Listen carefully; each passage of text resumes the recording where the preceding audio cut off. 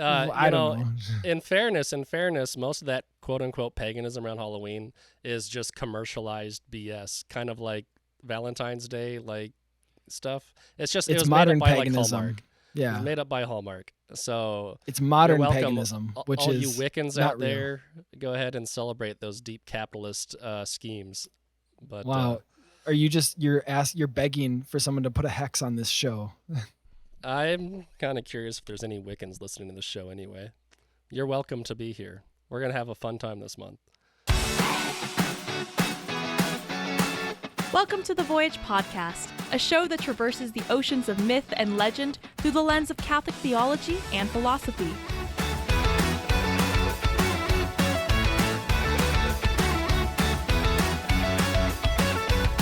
Come aboard as we set sail in pursuit of the heroic life and Christian virtue, with your hosts, Mike Schramm and Jacob Platty. Well, with all that in mind, welcome all of you guys to this episode of the Voyage Podcast, where again we've been holding back a little bit. So Jacob has already alluded to where we're in Monster Month. We're doing we're doing either a different monster each week, or I think we're going to be talking about the monster in the house genre or trope in storytelling and in movies, TV shows, whatever. I'll be excited for that episode too. This is the trope of tropes or the deconstruction. I think I like the destruction of Cabin in the Woods. You're a real sucker for deconstructive stuff that's tainted your soul, Mike. But you know what? This will be the one time. I meant more the alliteration of deconstruction, but... Oh, I know. Well, I guess that has to make it into the episode title somehow now, huh? Sure does, yeah. Hey, before we get started, you like my mood lighting? For all you people who are actually able to like view this, that's intentional. The kind of like black light mood lighting. Spooky. I was too busy looking at my own picture box. Look at your own face. Yeah. It was very much Tale of Narcissus going on. Uh-huh. Okay. All right, man. Well, let's get into it. We're going to be talking about really one of my favorite modern flicks. This thing just like rolled through the horror community when it came out and really blew everyone's mind. And it was one of those movies where it's like, don't tell anyone anything about this movie at all. You have to see this movie without knowing anything about it. So that's my warning to anyone who's interested. This is spoilers alert. Yeah. We're going to go into a deep dive on this movie and we're going to spoil all of it. Cabin in the Woods. Go watch this if you want to experience this. I was about to say virginally, which actually works because it's sacrifice themed, right? So if you want to have a virgin experience of watching this film, please do so, because that's the best way to see it. But we're going to talk all about it. I will say too that like any good, movie, book, TV show, it's good independently of the twist ending or the, any spoiler that we're going to share. But yeah, it definitely, it's just a deeper layer of enjoyment for sure. But there is so much that you can enjoy about Cabin in the Woods, independent of the big, I guess, twist ending as well. Mm-hmm. And it's not so much a twist ending as like a twist story, right? Because like it does have an unexpected ending, I would say. But it's actually what makes this film so fun is how it's holding your hand. Like you're invited to be meta about this movie, that be part of the meta commentary on this movie from the get-go. I mean, honestly, this thing opens with like a title sequence that has all this imagery of like sacrifice, like something you'd see in textbooks where like, Aztecs sacrificing people or different type of pagan culture sacrificing people. And then it immediately cuts it's like it's showing you. Yeah. It's showing you it's giving you hints right out the gate. And it doesn't even take that long. It gives you about 20 minutes of like not knowing what to expect. And then it gives you about another 20 minutes of like slowly figuring things out. And then I'd say like the last half of the movie is like you're in it. They've given you everything you need to know. And now you just get to enjoy it play out. And that is just good storytelling. But I'm getting ahead of myself because of how excited I am about this movie. I actually think... I like calling it, instead of a twist ending, a twist premise. So it's almost like it's the twist of the twist, because now, like you said, the twist is in the beginning and you just get to, once it is revealed to you. Hitchcock said that like fundamental aspect of suspense is showing the audience what they're supposed to be afraid of. The example he gives is like a bomb underneath a table. So you have a couple or a family at a table eating dinner, right?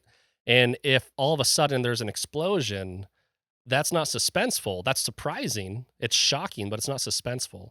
If you keep cutting away to like a ticking clock and you know the bombs are going to blow up, that's where the suspense comes in. That's where it's like, oh man. And so like all of his suspense-driven movies are fundamentally, he was a master of suspense, and that's why his movies are so fun to watch. Is he actually shows you exactly what you're supposed to be afraid of, and then lets you sweat it out. Gives you knowledge that the actors, the characters in the story don't have. Right? That whole canard. Well, yeah. But no, I think. Oh, go ahead. Sorry. Well, you should finish what you're about to say, because I'm about to shift gears a little bit to a more of like an introductory conversation. But well, we've talked in the past before about, actually it was when we were talking about comedy and how it can sometimes be tied to horror movies. And I think what you're actually kind of touching on is, because there's only dramatic irony in the sense that the bomb is under the table, but nobody else in the show does. And so it's almost, it can almost be somewhat funny, even though, like you said, you're supposed to be, it's supposed to be tense, supposed to be suspenseful, but it just like brings that out of you because something the character doesn't. And there's so many, like great scenes. I mean, we're talking Cabin in the Woods, but in a lot of those horror movies where we get the joke as the audience, even though it's, terrifying or whatever. So here's the thing, and I was actually pretty involved with this outline this time, folks, just to give you a peek behind the curtain, much like what Cabin in the Woods does the entire time. But I didn't even include this in the outline. But it occurs to me that we should just briefly address this, especially as we continue throughout the month here. There is an awkward relationship between devout Christians and the horror genre as such, right? And I think it's actually worth asking the question, should Christians watch horror movies, right? Or how do I, someone who, as a devout Christian who tries to be pious, justify watching movies that, have some kind of ugly stuff in it, let's say, or could have, I think that's a worthwhile question to ask. And I don't want this entire episode. I think we could almost do an entire episode on that. Honestly, maybe we'll retroactively go back and do an episode on that or something like that before this one even airs. I don't know, because it's probably a long conversation. But in a nutshell, I would say two things. One, horror movies tend to be the only movies that take evil seriously anymore. Everything else has been completely relativized. And horror movies are the only movies, if you take something like the Conjuring films, for example, they treat Christianity seriously. They treat it respectfully in a way that just you won't the supernatural. see. Yeah, well, the supernatural especially, but even like the Conjuring films specifically, those are devout Christian people fighting like the forces of darkness. And the movie doesn't shy away from that message. But even something like The Exorcist, right? There's actually a whole subgenre called Catholic horror, Mike, of which The Exorcist is the cornerstone almost. But it goes even before. Well, not really, because it was around before that too. But like, there is just definitely Catholic horror. That's a thing. But like, The Exorcist is the best. It's kind of like the best example of it, right? That just treats. There's a reason why Catholic priests are always the people brought in these horror movies. So there's actually this kind of like begrudging respect you find for Christianity in these movies. That's just point one. Point two, though, is and we're going to have a larger part of the conversation talk about why the general population as such seems drawn to horror movies, because the movie Cabin in the Woods wants to have that conversation. So we'll have it with it. But I would say as a Christian, what you were pointing out is that it takes the supernatural seriously, right? Yeah. It's like, it's a genre of fiction, the other one, I guess, being fantasy, right? That treats the world as enchanted, that treats the world as more than meets the eye, more than just like base materialism. So not every horror movie is good for you. There's no doubt about that. There's lots of things that are full of like just nasty stuff. But there's a lot in the horror genre, and the stuff that I'm most drawn to now that I'm a much more devout Christian than I have been in the past, that I still enjoy, that still has really deeply meaningful things to say about the human condition. And I find elements that reinforce my faith in some of these types of movies that you actually don't find in other genres. So that's my brief defense. Well, it like you said, if we have succumbed so much to this sort of vapid materialism, and again, not materialism in terms of shopping, but materialism in the material is all that exists, then it's going to first take a taking seriously of the supernatural before grace can build upon that nature, before you can start, looking more seriously at the revealed Christian faith. Is you first have to kind of reorient yourself to just, like you said, the sacramental worldview or the enchanted worldview of reality. And that is one of those things that, like you said, horror in general, at least is able to do on even some of the more modern fantasy movies have already tried to kind of flatten out the supernatural or flatten out the fairy world too much. Oh yeah. And you can see that happening even in horror, where it's starting to become much more materialistic than it used to and things like that. And I think the value of the deconstruction is that when it is aimed at some of those materialistic or materialism centered movies, it actually is kind of a backhanded way of doing that. And I think Cabin in the Woods is a good example of, it's sort of, because it's a deconstruction, but it is sort of a deconstruction of the sort of like, world power that's actually dominating everything. Even the stuff that you thought were, like ghosts and fairies, there's actually something even more behind that we get to sort of peel back. It does get to, there's a very interesting nexus between the natural and supernatural at play in the plot line of this movie. And so without further ado, I was going to say, we just got to say it now, right? We keep alluding to it. So.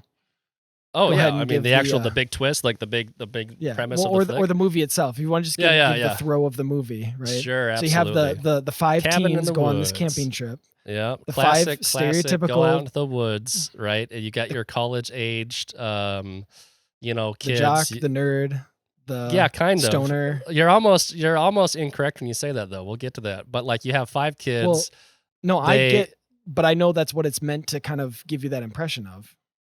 Not in the beginning, though. Not in the beginning. That's what's fun about it. Like, it gets there. I mean, quit. You asked me, Mike. You gonna let me tell this tale or not? Yeah.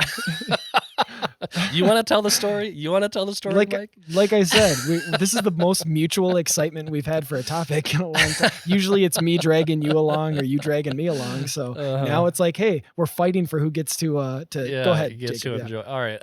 So anyway, these kids, they go out into the woods, right? They stop at a creepy gas station where there's a creepy gas station attendant telling them they're all going to die, basically. Or they all deserve to die anyway. They move on. They get to the cabin in the woods, and there's just this. There's little hints dropping that there's strangeness going on because there's a B story in which we keep cutting away to these like office drones, like they're in a laboratory of sorts. They have a command center like NASA or something like that, and we just keep cutting back to them, and they just seem to have absolutely nothing to do with these kids going out to the cabin in the woods. And the biggest moment, there's other hints, but the biggest thing that happens is as they're driving through this tunnel to get to the cabin in the woods, the camera follows a bird, and the bird smashes into some kind of invisible force field, this technologically driven force field. That's when they start to come together. Yeah, when the stories come together. Yeah, that's where, like, we've been seeing these office workers. We're not sure what's happening, but all of a sudden you see this bird smash into a force field, and suddenly it's like, okay, talk about foreshadowing. Right? Yeah, what? Yeah, foreshadowing for sure. So I get to the cabin. They you have the stoner type who's constantly just like smoking pot. You have 2 girls, 2 boys. And they are, especially once they get to the cabin, they start to really, really fall into these, like the jock, the nerd, the kind of virginal character, the stoner, and the kind of salacious vixen, right? Mm. And that's when they discover in the basement there's a bunch of different like artifacts and antiques and weirdness going on, and they unleash a family of cannibal zombies that, from reading out of a diary, it's got In Latin too Latin. for all you Yeah, Catholics, see? right? See, it takes it takes it seriously. The It power of does. Latin The is power of included. Latin. Yeah. And the power of Latin. But and then so this is where the actual meat of the story though is that it's been masterfully, pacefully revealed that these kids have been brought there through pulled strings by this underground cabal of bureaucrats who are going to feed them up to these monsters as a kind of sacrifice to the quote unquote elder gods. And if they don't do this, the elder gods will rise up and destroy the world. And so it periodically, and they have stations all over the planet. There's one in Japan, anywhere where like horror movies come from. Especially if you're like into the horror community, there's like kind of like bastions of like where horror comes from that has like, kind of like little hot spots. Japan's an obvious one. But even places like Norway have like a nice little following and things like that. And so basically the premise of the movie is that horror movies are more or less just the recorded efforts of sacrificing humans to these elder gods in order to satiate them so that the world keeps living. It's like it's deep in our subconscious. It's so much a part of elder our gods that it comes quote, forward unquote. in these movies. Yeah. Yeah, exactly. And then the rest of the movie is them slowly figuring it out. The kids are picked off one by one, but the remaining survivors do slowly figure out that they're pawns in a weird game they don't understand. And there are rules that were broken, and that's what sort of leads to the later conflict in the story too. Yeah, the rules in terms of the sacrifice. The end of this movie, I mean, at some point, I don't know, maybe we'll keep that as a spoiler, at least for now, how this movie ends. But I guess, I don't know, we'll end up getting to it in the conversation, I'm sure. We might end up, premise, if it comes up organically, yeah. Yeah. It basically becomes these sacrificial victims trying to survive the monsters that have been sent to kill them and kind of like thwart the efforts of this organization that's trying to offer the sacrifice, even though, and this is the kind of like moralistic quandary, to a great extent, the movie treats the bureaucrats very sympathetically.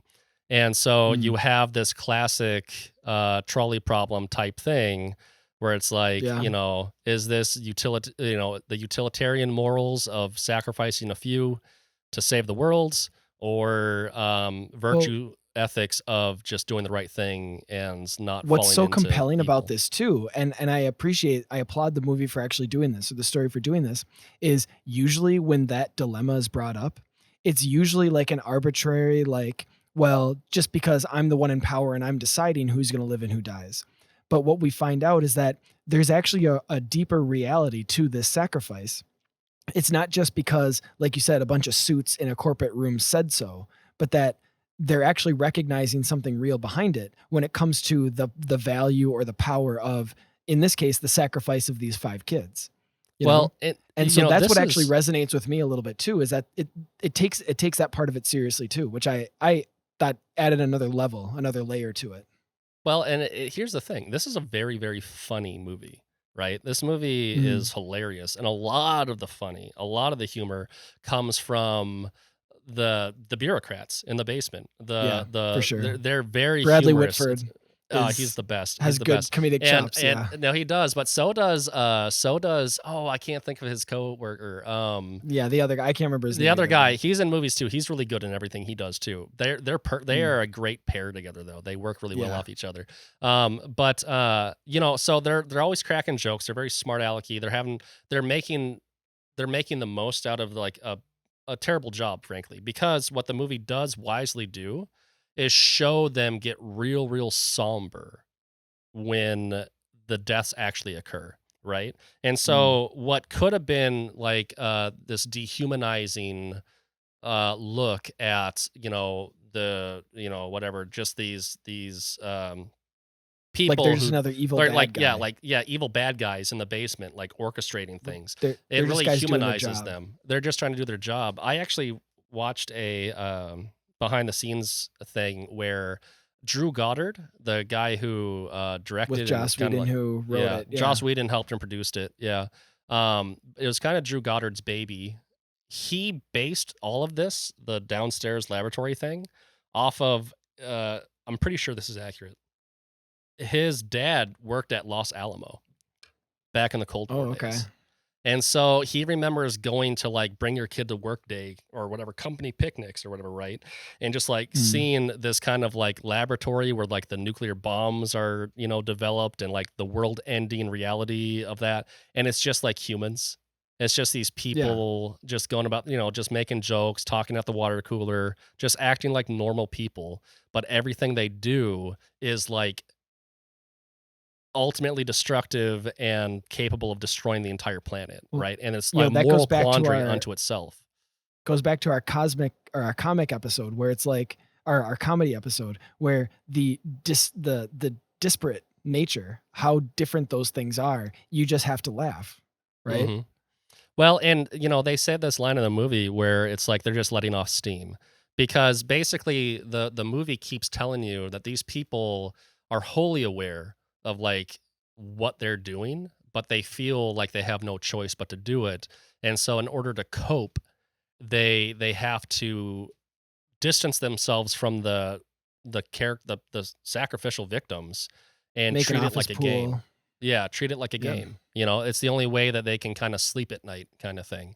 And, take that or leave it, like this is why ultimately Christians are more of the virtue ethics kind of people, right? Because that's probably not the right way to do this. 'Cause then they can In the sleep movie, at night. Yeah. Yeah, right. And so I think that most people would argue that the characterization of the basements is probably the highlights of the film. It's certainly the thing that makes it feel the most unique because if everything about the movie just took place upstairs, right?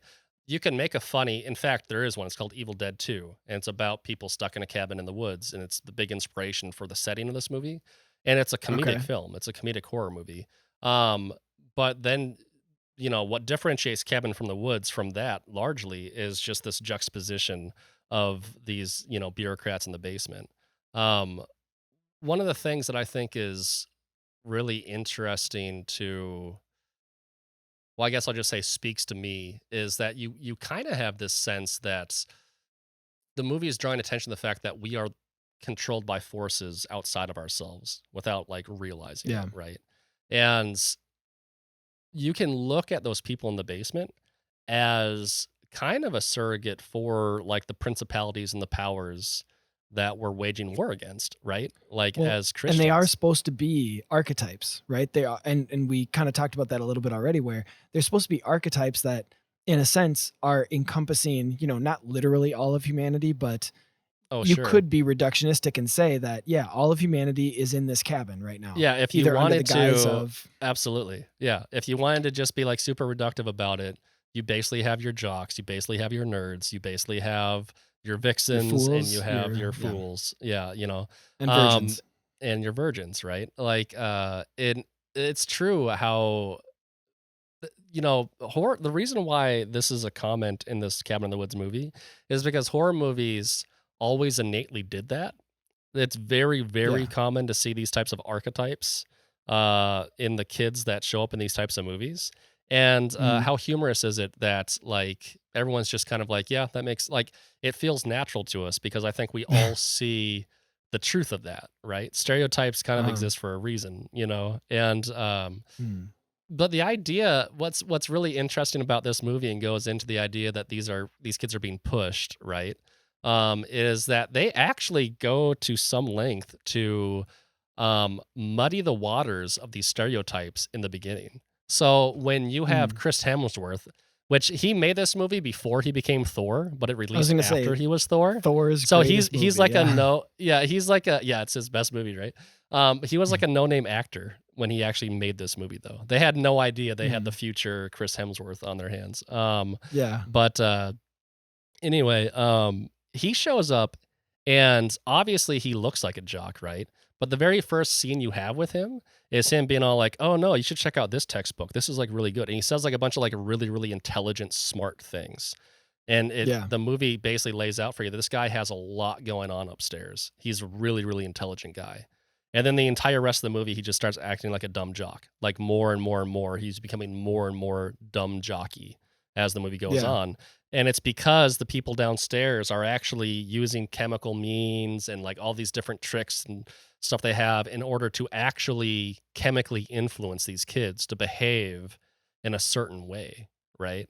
The other guy, like when there's a scene where Chris Hemsworth, he throws a football, it accidentally goes out the window, and the kid who becomes the nerd in the movie, he does this big catch in the air and he grabs he's clearly a football player, right?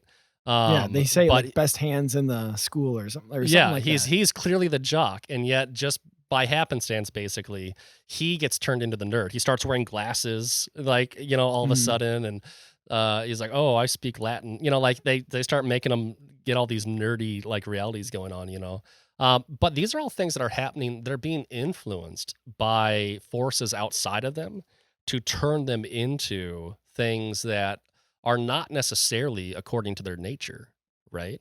And so everything about the downstairs, situation, as much as I talked about how much I enjoy it and how humanizing the movie is with these people, if you step back and start looking at it from a Christian philosophical perspective, you can look at them as basically stand-ins for like the demonic powers that are constantly shaping us in ways we can't perceive, right? Well, and it also reminds me of what you'll sometimes find in a lot of these ancient cultures where they had human sacrifice, is that there would be a lot of either hallucinogenic or pharmacological like influence on the victims of the sacrifice. And you could say that was done to placate them, or you could say that was done as part of the, that's what gives authenticity to the ritual or whatever. But it's interesting that we have this sort of modern spin on Cabin in the Woods, where it's almost like you said, they're giving them these pheromones or these, however they're influencing them, because they put the victims. Chemicals in the hair dye. One of the chicks blondes her hair before the start of the movie. And it's revealed later on that they put chemicals in the hair dye to like make her stupid so that she acts like a dumb blonde instead of being as intelligent as she actually is. There's this great moment. There's this great funny moment where they're walking through and it's like, we got to stick together. That's the only way we're getting out of this. And all of a sudden, like the people downstairs push a button and like a mist sprays like Chris Hemsworth. Yep. And he's like, he kind of like shakes his head a little bit and gets a little woozy and he goes, "No, we got to split up. We got to split up. We can cover more ground that way." And the stoner is not affected by anything because he's been smoking pot, and for whatever reason, that pot is preventing him from being influenced. He gives the audience reaction of, "Really?" It's like,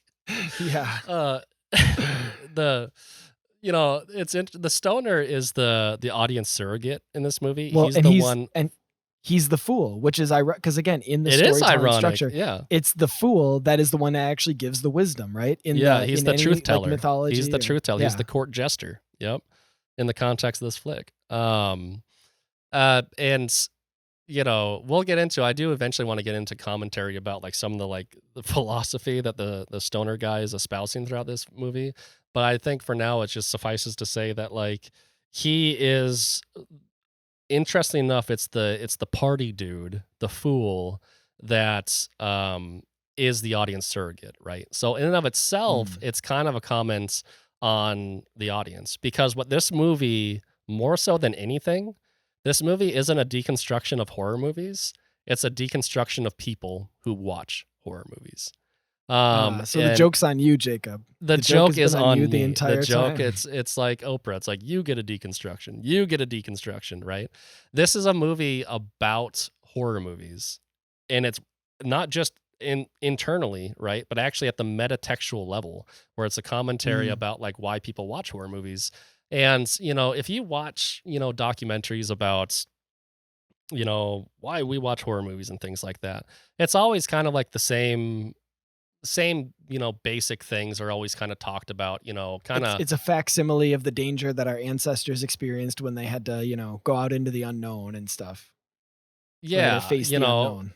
well, and it's like people, a lot of this is going to be kind of like, it would be like mimetic, basically, because Mm. it's Well, you got discussing. scapegoats in there, yeah.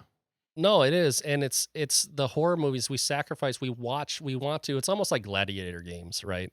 The main consensus that you get from a lot of types is that we watch these horror movies because we have like a bloodlust inside of us, and we want to satiate it, and this is a safe way of doing it. Or we want a surrogate for our own fears, and this is a safe way to watch other people be scared and help us acclimate to like the view of being scared, from the safety of a movie theater or our own homes or something like that, And I like the thing you have about it, that it has to be the youth, it has to be the young, because that's what, us as observers, those are those are the victims in a sense, right? Well, she says that Sigourney Weaver shows up in this movie, right? Which is a great little like reference to people who like horror fans or whatever. Sigourney Weaver is the director of this facility, and basically, when at the end of the film, she comes down, she has to step in and try to like get things back on track to sacrifice these kids. And, the kids are like, why are you doing this? And, why us or whatever? And she uses that language. She says, because you're young, because you're young. But that makes it more of a sacrifice, right? It makes it more valuable, because now it's all that potential, all those years that are being given over to these, these hungry gods, you could say. Absolutely. Well, and it's like where the elderly are revenging themselves on the frivolity of the youth, right? Or the jealousy of the youth. This is really Gerardian stuff, that's very explicit in the script of the movie. There's other reasons given for, when you ask conversations about watching horror movies, and, what's very interesting from a Christian perspective is that these tend to be like morality tales. This has long been commented on in the horror community, that basically the sinners get punished.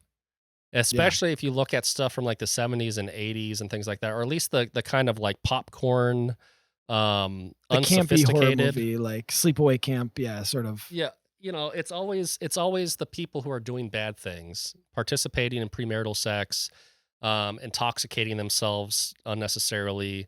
These are the people who are getting punished, and it's always the virginal, serious girl, usually a final girl, right? It's almost always a final girl in these stereotypical movies that survives, right? And so there's this implicit morality at play at the heart of these movies, that speaks to, I would say, probably an older tradition, because I think nowadays you get a lot of people. I don't think movies are necessarily like holding to those standards anymore, but I do think that it's a really good example of like how Christian morality still was influencing even things like horror movies back in the 60s, 70s, and 80s, 90s and things like that.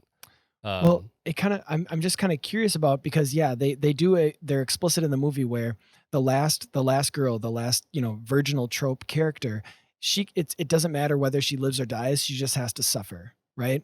And in a sense, that is the last sacrifice, is her suffering from the deaths of all of her friends. And they also make a point that the horror character that Sigourney Weaver refers to, the first girl, she has to go first because she was impure. And so it's getting, again, it's all this language of sacrifice. What's interesting is that, in a sense, if from our Christian standpoint, or whether you go back into the Old Testament, it was the pure sacrifice that was the one that was offered up to God. And so in a sense, it should be, in we're this separating movie, the wheat from the chaff. Yeah, like you're giving the first fruits, the best of the stuff, over to God.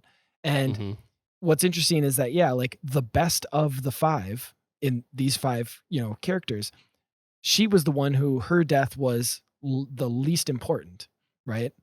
Hers is the one that, she can live as long as she's, and so it's one of those where there's an even deeper sacrifice when it comes to this character, not only giving of her happiness over, right? Is that the thing that's actually being consumed by these gods? But then her having to go on and live with it too.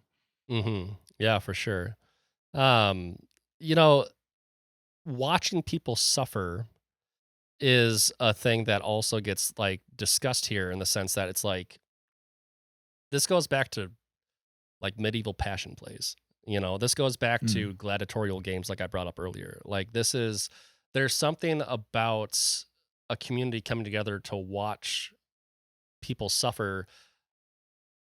America's Funniest Home Videos, right? Like from our comedy episode. Say, this is sliding eerily too close to our comedy episode, which is making me uncomfortable. But yeah. No, but it's so. There's when you watch someone stub their toe. When you watch someone stub their toe, your first instinct is to kind of laugh, right? You feel bad for them. You don't want them to see you laughing at them. But we all have this kind of gut reaction to kind of giggle at people being hurt, right? And it comes from a place of empathy, right? It comes from a place of shared humanity. But this is also this Gerardian kind of scapegoating type thing going on here, And so you have all these, like, if you go back to like the passion plays of medieval times or whatever, where like you're seeing these morality plays where like evildoers get punished, right? I guess all I'm trying to say is that horror movies and what you see kind of the victimization of characters is not a modern invention by any stretch of the imagination. Like Christians in the deepest Christian period of all time, medieval Europe, right? Like 600 years ago, you still had this phenomenon of like kind of salacious body, festivals and kind of this kind of scapegoaty, like watching of like the sinner get killed in like violent ways kind of thing, right? I said it jokingly, but I mean, yeah, it's too deep in our subconscious. It's going to come out, right? Whether it comes out in these like more almost like modern neo-pagan iterations like Cabin in the Woods and ends up being, or in our, like you said, the heart of Christendom, it's still going to come out in some fashion, whether it has, the trappings of Christianity or the trappings of the 1970s horror movie on it. Mm-hmm. Well, and let's talk about, because the movie says this is all done to slake the thirst of these elder gods, right? And this is almost like H.P. Lovecraft, Cthulhu, like mysterious elder gods type thing. It's very Lovecrafty, if you know anything about that stuff. But like, I think obviously, because what the movie wants to talk about is how like we are the elder gods. Yeah. We are the elder gods demanding the sacrifice of these people. There's a scene earlier in the film, because there's also another audience surrogate. He's a new guy. He's a security guard who is there watching all this for the very first time, right? And so a lot of the movie commentary comes from the conversations between this dude who's watching this happen, and he's disgusted by it because he's new, and it's all just shocking to him. And the bureaucrat types, the lab jockeys, needing to explain, well, this is why. But he's, so they're killing these people maliciously with like zombie cannibals, right? And he's like, why does it have to be that? Or no, at this point they're trying to get the blonde chick to take her top off, right? And he's like, why degrade her like that? Why are you objectifying her like that? And they say, it's not for us, man. We're not the only ones watching this. It's for them. Mm-hmm. And he's talking, in the context of the movie, they're talking about the elder gods, but he's talking about the audience. So the movie's like, why are you objectifying this woman? And the movie goes on and says, because the audience demands it. I wish he had looked right at the camera when he said it. It points a finger right at the audience, is because you want to degrade this chick. If they had some way to like have him look directly at the camera, like as if it was part of the story, that would have been like too perfect. Like, why are you doing this? I know, right? Exactly. It's this crazy commentary on like, the people who are, buying into this type of thing, right? So everything about this, I think this kind of leads into some of the other stuff I want to talk about, which is how they treat sacrifice as such. We've talked a lot about it, but I think that it's interesting how they treat sacrifice in the context of this movie and how we understand it as Christians, right? Well, But fundamentally, we should just remember that the sacrifice is being made to us, right? That we're the well, consumers, it's almost it's a caricature of sacrifice because it's overemphasizing the blood part of it and not the like giving over of it, right? Well, And so yeah, go yeah, ahead. what I was going to say is that like sacrifice is a meal, right? Mhm, Sacrifice is a shared meal. It's a communion between, and this is in every culture. This is the thing about mhm, it is that we as modern people living in the West in America circa 2023 think sacrifice means giving something up, right? And while that plays a role in it in the sense that like you have to provide something for the meal, that's not what sacrifice is. Sacrifice is not giving something up. Sacrifice is communing with the gods. At the most fundamental mhm, level, it is a meal that's shared. And this comes into like ideas of hospitality that go like all the way back to like human origins. When you're sharing your meal with other people, you're at your most you're what's the word I'm looking for? Exposed, right? Like you're bringing people into your mhm. home. You have your defenses down. You're sharing a meal with each other. It's this very, very human act of hospitality. And this is doing that with the gods. Like you're communing with Yeah. the gods by having a meal of your most precious stuff, right? So that's where the Well, that's why you sacrifice pour out a that's where libation, right? Mhm. It's not because you were losing the drink, it's because you were offering it to them because The you gods have are a drink taking that together. drink. The Yeah. gods are having that drink, right? And so what would happen, this is true of the Old Testament priesthood, this is true of any other pagan sacrifice. Even ones that don't involve fire, we can talk about those too. Most sacrifices had to do with like burning up the offering, right? And what would Mm, happen is the best meat, right? The best cuts would go to the gods because you offer your hospitality to your guest, right? And so you give them the best seat at the table and you give them the best food and all that stuff, right? Um, and that gets thrown into a fire and it gets consumed by the fire and the smoke rises up into the heavens. And that is the gods, because the gods live in the heavens, eating the food, right? And then mhm. afterwards, everyone else eats the rest of the food. It's a big barbecue. That's what pagan Well, sacrifices were. and how fitting that it's in communing with God or the gods that you're then able to commune to become one with everybody around you. It's like you have the vertical and then the horizontal. And we Hmm. have that same structure in Christian communion, right? We have our The union Eucharist with is God. this. Yes. Yeah. It The is the Eucharist is union a with God and the sacrifice. union with Yeah. others.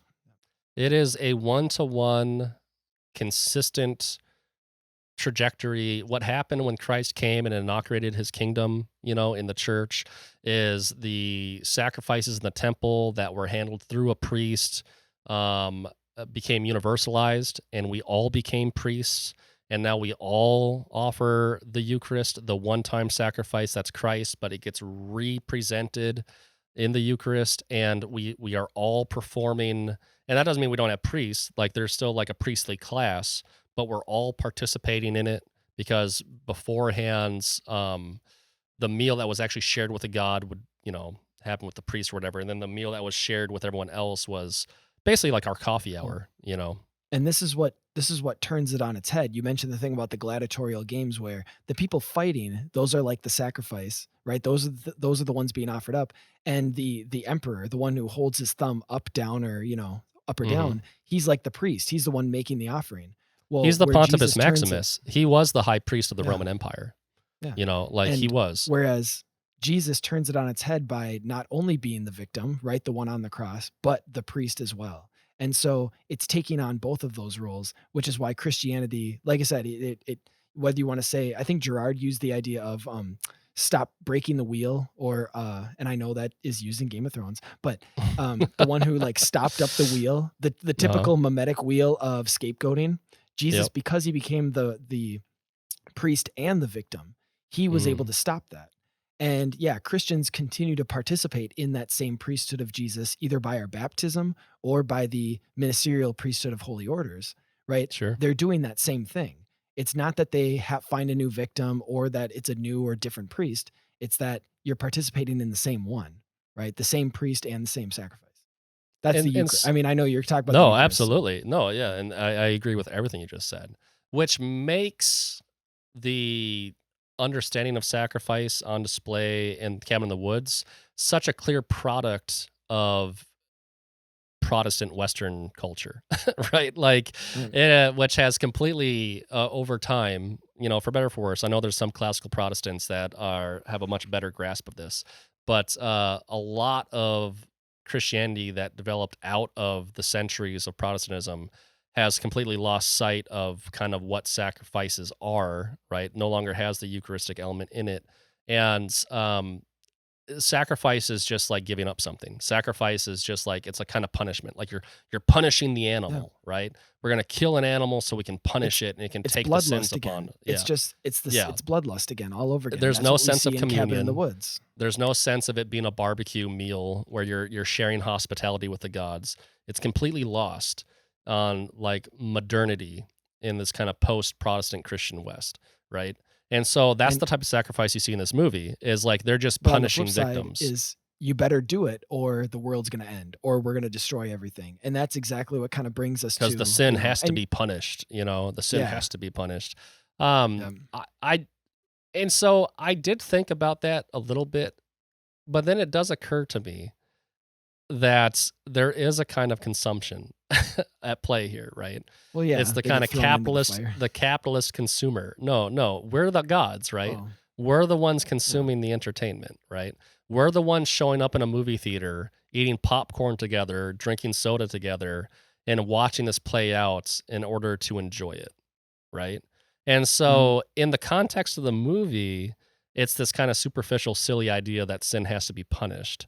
But in the meta text of what this movie is doing, how this movie actually performs in life, in the theater setting, it actually does kind of come back to a sense of communal sacrifice, a community meal, a time to come together and practice hospitality with each other and things like that, which is interesting. I think that I don't know if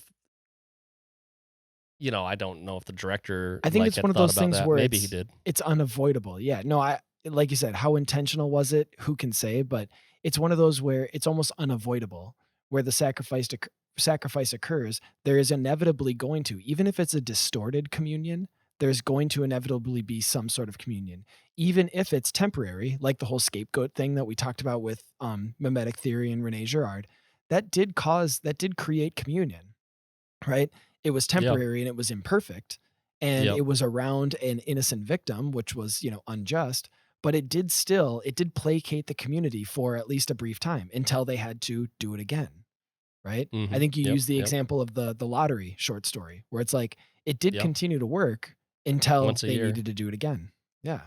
So no, it will happen, right? Whether you realize it or not. That just reminds me of like some of the other scenes, like because they're in communication with all these other plants around the world, right? So there's like the Japanese horror movie going on in the background. Yeah. There's like a King Kong horror movie going on, like in Brazil. They're like facing a kaiju, which is like in the context of the movie, it's like, how does no one know that there's kaijus? Maybe this is just a world where kaijus exist. I don't know, but like, it's funny seeing like the different horror movies playing out in different settings, which are all supposedly these kind of like, you could almost believe that they're being videotaped, right? And then actually that's just like what you see in theaters, it's just like it's actual sacrifices being videotaped, And it's the trope from all these specific regional areas, just like our trope is the American trope is Cabin in the Woods and So. Exactly. They're all kind of unique. The Japanese one's funny. Like, it's little school girls being chased by an evil ghost, which if you know anything about Japanese, there was a whole phase of Japanese cinema. The Grudge. I remember that one. Yeah, The Grudge. I remember The Grudge. The Ring. That's a creepy movie, man. It is. If you haven't seen that one, that's pretty creepy. Yeah. So let's talk about the morality at the end of this movie, though, as we're getting close to the end of this episode, so we might as well get to the question at the end of this movie. So I guess full spoilers. We'll just go through. That's you feeling strong? You feeling strong, Dana? It's a great line. Question. It's a great line when he gives it. So the stoner was supposed to have been killed off sooner, and they thought they had killed him, but he did not die. He rescues Dana, the virginal last girl, and together they navigate the lab underneath everything, trying to find a way out. And they end up at basically one of the most incredible climaxes you can. It's one of those things where I'm not sure if I should spoil it or not, but you have to see this movie. It's so crazy good. It's so crazy. It's quite the payoff. Ding. But they end up confronting the director, right? They go all the way. They're going down. They're kind of sinking into hell, right? They just keep getting lower and lower and lower. Descent to the underworld, man. This is archetypical. Yeah. And they finally confront Sigourney Weaver's director lady, and she explains to them. She finally just tells them exactly, because up until this point they just have no idea what's going on, and just she's monsters like, everywhere. Yeah. You are going to be sacrificed to save the planet. If you don't, everyone dies. And they have a gun by this point. And the virginal girl, has the gun in her possession. And the stoner is like, that's monstrous. The fool has to be killed first. The fool she can live. All that has to happen in order for the end of the world to be averted is for the fool to be killed. And of the three people left standing in this movie, the director, the virginal girl, and the fool, the virginal girl has the gun. The director's like, listen, if you don't kill him, everybody dies. And she even has this language. She's like, you can either die with everybody when the world ends, or you can die for the world. Those are your options. Are you going to die with us, or are you going to die for us? Right? Now, the fool is having none of it. The fool is like, that's monstrous. You can't just kill my friends to sacrifice, for these elder gods. What are you doing? He basically has this kind of quasi virtue ethics. I say quasi because we're going to explore it a little bit. Yeah, but imperfect, but yeah. Yeah, but he's basically coming at it from a virtue ethics standpoint. It's wrong to murder innocent people. He's trying to break the wheel, to go back to the language before. And it's her dilemma she's faced with. Am I going to faced with it, yeah. Continue it, keep the cycle moving, or am I going to participate? And it kind of, you said die with or die for, and it made me think of, the word compassion. When we have compassion, it means we suffer with, but not replace the suffering or not take it out. Sure. Well, and so she pulls the gun on her friend, because she's having this crazy moral quandary. And the director's like, you got to be strong, Dana. And that's when the fool gives his great line. It's like, yeah, you feeling strong, Dana? You feeling strong? He's really, raising the moral question. Is this moral strength? Is this moral fortitude? Giving in to this utilitarian broken system, right? And then a werewolf shows up and prevents her from killing her friend, right? But that kind of gives them a chance to reevaluate, gives kind of Dana a chance to reevaluate what she was about to do now that she has distance from it. And ultimately, she decides not to kill her friend, right? And the director gets dispatched in ways that you should just watch the movie. But just part of it, yeah. It's fitting. Fitting for the story.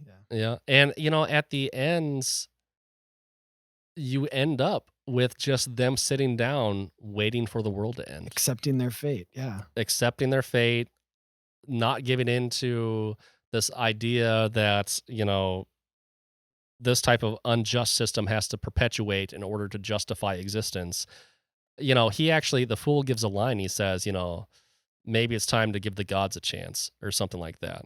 Right. Or, maybe the gods can have this back or something like that, which, if you're looking at this from a Christian perspective, when it comes to whether or not Christians should practice virtue ethics or utilitarian ethics, oftentimes the type of decisions that we will make based upon virtue ethics is rooted in the idea that it's not our world, that God's in control sort of this. It's a docility or a resignation that we're not God. Right. Yep. Or that we can't play God. And we can't understand it. We can't anticipate it, but we can't control it either. And we talked a lot about this in our Last of Us season finale question when it came down to all that conversation about Joel and what he does at the end of that show and things like that. Facing a different but similarly apocalyptic situation. Yeah, absolutely. And, we titled that episode, Saving the Whole World and Losing Your Soul, right? Oh, Christians, that was clever, yeah. And wasn't that pretty good? That was a clever title. We're so Who good came at up this. With that? I can't believe you gave me that. I was teasing because it was mine, but I thought you were going to give me a hard time about it. Yeah. Christians, we worry about our soul. We let God worry about the world. We worry about our soul. And at the end of the day, that's kind of what the fool does. The only qualm I have with it is that he's kind of doing it from a little bit more of a nihilistic place. Basically, he kind of gives up on humanity. Fitting for Joss Whedon's whole, MO. So that it is a deconstructive movie. And, at the end of the day, basically he's like, if this system has to exist on the blood of innocence, then maybe this whole system has to go. And he has a line in the very beginning of the movie where he says, society has to crumble. We're just too chicken to let it. And he's talking about basically, how crazy. He's actually talking about the surveillance state in that context. Yeah. He's talking about how messed up society has become and how we're not out in nature anymore. Kind of They're stoner trying to go talk, off the right? grid at the time. Yeah. He kind of stoner talk, but true talk, stuff I actually literally believe myself, which is we're so entrapped in this kind of technological malaise that we're losing our humanity. And that society as such is becoming, to put it into Christian terms, a kind of Tower of Babel that is,